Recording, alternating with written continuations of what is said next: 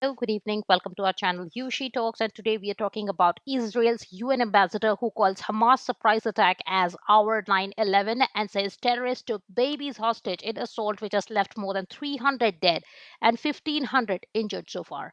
We have more details. Let's get started.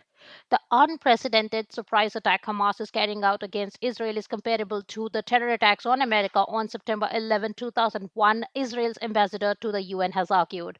This is our 9/11. Israeli ambassador to the UN, Gilad Erdan, said in an appearance on Fox News Saturday. Babies, women, the elderly were dragged outside of their homes and were taken hostage.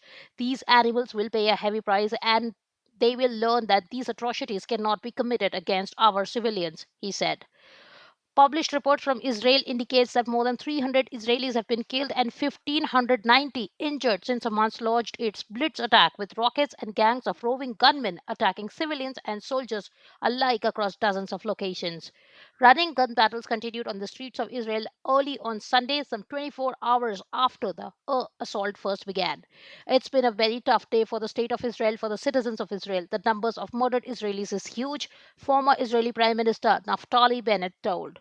We have babies that have been kidnapped into Gaza. We have 80-year-old woman with what seems like dementia kidnapped into Gaza. So it's been one of the hardest days in Israel's history, he continued. Israeli Defense Force spokesman Jonathan Conricus told CNN that up to 1,000 armed Hamas fighters are believed to have infiltrated the border early Saturday in conjunction with fusillades of rocket attacks throughout the day. Hamas claims to have dozens of Israelis hostages being held in Gaza, whom the militants will likely hope to use as human shields against air attacks and bait to lure IDF soldiers into a deadly trap on ground.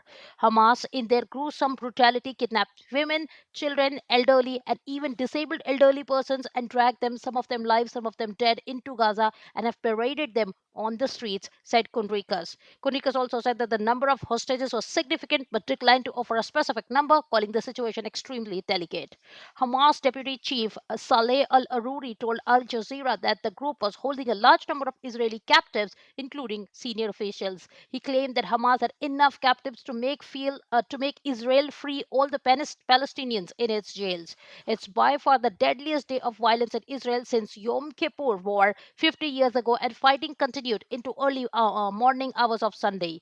More than 230 Gazans were also killed when Israel responded with one of its most devastating days of retaliatory attacks. Fighting continued into the night. So that's all we have in today's video. Thanks for watching us. You have a wonderful day. Bye bye.